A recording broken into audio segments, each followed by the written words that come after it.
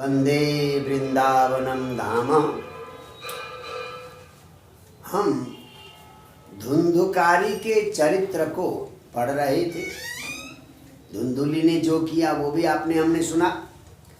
तो अब धुंधुकारी इतना बिगड़ गया, वेश्याओं को देते देते सारी संपत्ति समाप्त हो गई। तो अब एक दिन उसने क्या किया, अपने माता पिता को लातों से मारा। देखिए 70वां। और एकदा पितरौ ताड्य पात्राणि स्वयमाहरत। एक दिन तो माँ बाप को इतनी पिटाई करी, घर में जो खाना बनाने के लिए बर्तन आदि थे वो भी सारा ले गया, बेच के खा गया। जब ऐसी स्थिति आ गई, अब जाकर आत्मदेव की आंखें खुल गई। बेचारे अब धन तो सारा उड़ा ही लिया धुंधुकारी ने। घर की ऐसी स्थिति थी, अब उनको ये लगा कि अब उनकी आंखें खुल गई। तो क्या कहते हैं वो, अब सिद्धांत निकाला, बंध्यत्वम तु समीचीनम कुपुत्रो दुःखदायक। इससे तो अच्छा था कि बांझ ही रहते, कोई संतान नहीं होती। कुपुत्र पैदा होने से तो संतान पैदा न होना ही अच्छा है। देखिए, बंध्यत्वम तु समीचीनम, यानी बांझ होना, संतान न होना अच्छा है, परंतु कुपुत्र हो गया तो दुखदायक, उससे दुख ही मिलेगा। अब बताओ, कहते हैं बेचारे दुखी होकर, क्व गच्छामि क्व तिष्ठामि को मे दुःखं व्यपोहयेत् प्राणांस त्यजामि दुःखेन हा कष्टं मम संस्थितम्। अब तो कोई आश्रय भी नहीं है। क्व गच्छामि, कहाँ जाऊं, क्व तिष्ठामि, कहाँ रुकूं, मैं दुखम का व्यपोहयेत्, मेरे दुख को कौन दूर करेगा, कौन दूर करेगा मेरे दुख को। हाँ, तो ऐसा लगता है कि इस दुख के मारे मैं अपने प्राणों का ही परित्याग करूं। हाँ, तो इस कष्ट में रहने से तो पुत्र के इस अत्याचार को सह कर रहने से तो अच्छा है कि प्राणों का त्याग करूं। ऐसा सोच ही रहे थे आत्मदेव। तभी जो है गोकर्ण आ गए। गोकर्ण तो बड़े ज्ञानी थे, हैं, और उनको वैराग्य का ज्ञान देते हुए पिता से कहा, देखिए हमारी प्राचीन परंपरा में पुत्र भी पिता को ज्ञान देता है।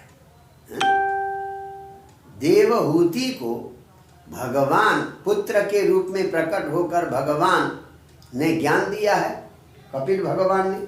और यहाँ गोकर्ण आत्मदेव को ज्ञान देते हैं, वैराग्य का उपदेश देते हैं।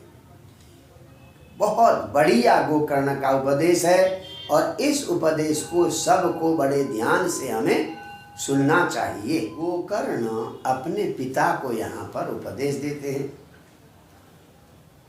मुझे तो ऐसा लगता है कि अपनी समस्त शक्ति, अपना स्वरूप ही उन सन्यासी महात्मा ने उस फल में दिया होगा। यानी जब, क्योंकि संतों का दर्शन कभी व्यर्थ नहीं जाता। उन्होंने समझाया, उस समय उनकी आंखें नहीं खुली आत्मदेव की, तो यहाँ पुत्र के रूप में वही सन्यासी आ गए हो, क्योंकि उद्धार तो करना है। जो संगति सत्संगति हुई तो उसका उद्धार तो होगा ही होगा। संतों का दर्शन हुआ था, तो वो उसी महात्मा का स्वरूप है शायद गोकर्ण का। तो वो उपदेश देते हैं गोकर्ण, किसको, पिता को। बहुत बढ़िया श्लोक है, आप भी उच्चारण करें।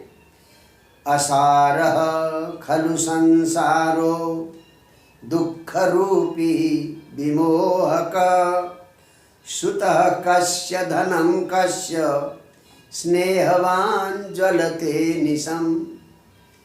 गोकर्ण जी कहते हैं संसारः असारः खलु, ये सारा संसार असार है, सारहीन है, यहाँ कुछ भी सार तत्व नहीं है, और दुख रूपी है। यहाँ सुख के क्षण कम आते हैं, दुख के क्षण ज्यादा आते हैं। और ये संसार विमोहक, व्यक्ति को मोहित कर जाता है, संसार से विमुख न होकर सन्मुख संसार की ओर आकर्षित हो जाता है। तो इस ऐसे तुच्छ संसार में, क्षणिक संसार में कह कस्य सुत, कौन किसका पुत्र है, किसका क्या धन है।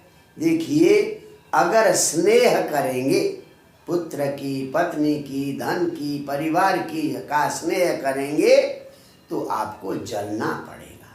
स्नेहवान, स्नेह वाला तो अनिशम ज्वलते, निरंतर जलता रहता है। जैसे स्नेह का अर्थ होता है घी या तेल, जब तक बत्ती में घी या तेल है वो जलता रहेगा, और घी तेल समाप्त हो जाए तो जलना बंद है। उसी प्रकार जब तक हम स्नेह करते रहेंगे संसार से, पुत्र से, पत्नी से, धन संपत्ति से स्नेह करते रहेंगे, तब तक हमें जलता रहना पड़ेगा। न चेन्द्रस्य सुखम किंचित न सुखम चक्रवर्तिना, सुखमस्ति विरक्तस्य मुनेरेकांत जीविना। संसार में देवराज इंद्र को भी सुख नहीं, उसे भी बेचैनी। तो यह इस संसार में इंद्रस्य सुखम नास्ति, और चक्रवर्ती राजा, एक छत्र सम्राट राजा को भी सुख नहीं है। अगर सुख है तो एकांत जीविना विरक्तस्य, जो एकांत में भगवान का भजन करता है, ऐसे विरक्त महात्मा को सुख है, और किसी को सुख नहीं है। तो अब अंतिम उपदेश देते हैं। मुंचा ज्ञानम प्रजारूपम मोहतो नरके गति, निपतिष्यति देहोयम सर्वं त्यक्त्वा वनं व्रज व्रज। कि प्रजारूपम अज्ञानम मुंच, ये मेरा बेटा, ये मेरा धन, ये मेरी पत्नी, ये मेरा समाज, ऐसे प्रजा रूपी अज्ञान को त्याग दो। क्योंकि मोह करेंगे, संसार से मोह करेंगे तो नरके गति, नरक जाना पड़ेगा। अयम देह निपतिष्यति, शरीर तो गिरेगा ही गिरेगा, आज नहीं तो कल, कल नहीं तो परसों गिरेगा। शरीर को तो नष्ट होना ही होना। इसलिए सर्वम त्यक्त्वा वनं व्रज, सब कुछ, सबसे ममता त्याग करके बन जाओ और वन में जाकर संन्यस्त हो जाओ, ऐसा उपदेश दिया। तब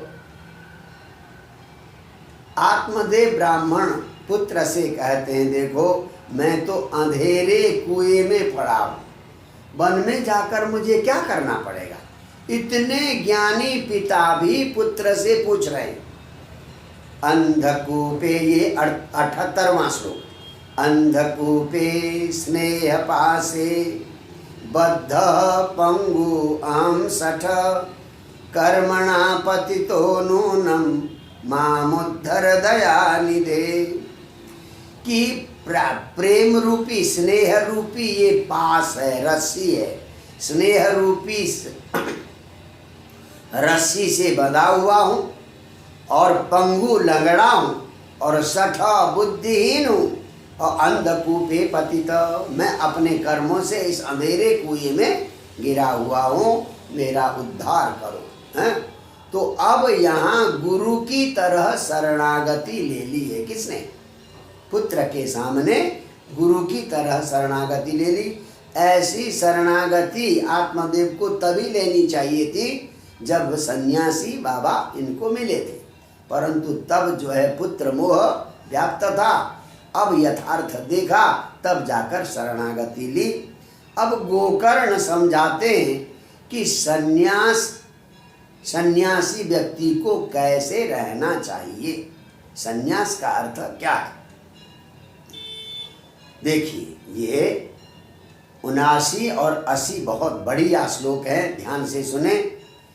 देहे स्तिमान सरुधिरे भिमतिं त्यजत्वं, जाया सुतादिषु सदा ममतां विमुञ्च पश्यानिशं जगदिदं क्षणभङ्गनिष्ठं वैराग्यरागरसिको भवभक्तिनिष्ठ। देखिए हमारा ये शरीर क्या है? अस्थि मांस रुधिरे देह, हड्डी मांस खून से बना हुआ ये देह है। अस्थि माने हड्डी मांस और खून से बने हुए देह। इस देह के प्रति अभिमतिम की ये मेरा देह है, ऐसा अभिमान त्यजो। इस देह पर अभिमान छोड़ दो। और उसी प्रकार से जाया पत्नी के प्रति, सुतादिषु पुत्र आदि के प्रति भी ममताम विमुंच, बिल्कुल ममता का त्याग करो। क्या सोचो? इदम जगत क्षण भंग अनिष्टम पश्य, ये संसार तो एक क्षण में नष्ट होने वाला है। कब नष्ट होगा कोई भरोसा नहीं। तो इदम जगत, इस संसार को क्षण भंग अनिष्टम, एक क्षण में नष्ट होने वाला जानो। तो तब जो है वैराग्य राग रसिक, वैराग्य ही प्रेम है, वैराग्य ही राग है। वैराग्य रूपी राग के रसिक बन जाओ और भक्ति निष्ठ भव, भक्ति में निष्ठा करो, भगवत भक्ति करो। यही अपने उद्धार का उपाय है। कौन कह रहा है? पुत्र गोकर्ण। और बताते हैं 80वां श्लोक, धर्मं भजस्व सततं त्यज लोक धर्मान सेवस्व साधु पुरुषान् जहि काम तृष्णाम् अन्यस्य दोष गुण चिन्तनमाशु मुक्त्वा सेवा कथा रसमहो नितरां पिबत्वम्। सततम धर्मम भजस्व, निरंतर धर्म करो और लोक धर्मान त्यज, सांसारिक धर्म को, इसका ये करना है, उसका ये करना है, ये सांसारिक धर्म को छोड़ दो, परमार्थ रूपी धर्म को निरंतर करो। और साधु पुरुषान सेवस्व, जो संत है, साधु पुरुष है, महात्मा है, ज्ञानी है, उनकी सेवा करो। और काम तृष्णान जही, अगर मन में कुछ कामना, कुछ तृष्णाएं पैदा होती है, उन्हें मार डालो। कामनाओं को और तृष्णाओं को मार डालो। और अन्यस्य दोष गुण चिंतनम आशु मुक्ता, दूसरे में इसमें ये दोष है, इसमें ये गुण है, तो दूसरे के न दोष देखो न गुण देखो। दूसरे के गुण और दोष को देखना तत्काल छोड़ दो। और सेवा कथा रसम, यानी भक्तों की और भगवान की सेवा रूपी कथा का रस नितराम पिबत्वम, निरंतर आप पियो। इसी प्रकार से आप संन्यस्त हो जाओ, वन में जाओ। ये सलाह दी पुत्र गोकर्ण ने। तब जाकर गोकर्ण की बातों का अनुगमन करते हुए वन चले गए आत्मदेव, और वहाँ जाकर भगवत प्राप्ति की। तो इस प्रकार से एक बार जिन संत का संगत प्राप्त हो गया था, बेशक बीच में भटक गए आत्मदेव, अंत में उन्होंने अपना उद्धार किया। तो इसलिए संत भगवान को नमस्कार करें और संतों की वाणी पर विश्वास करें। जय जय श्री राधे।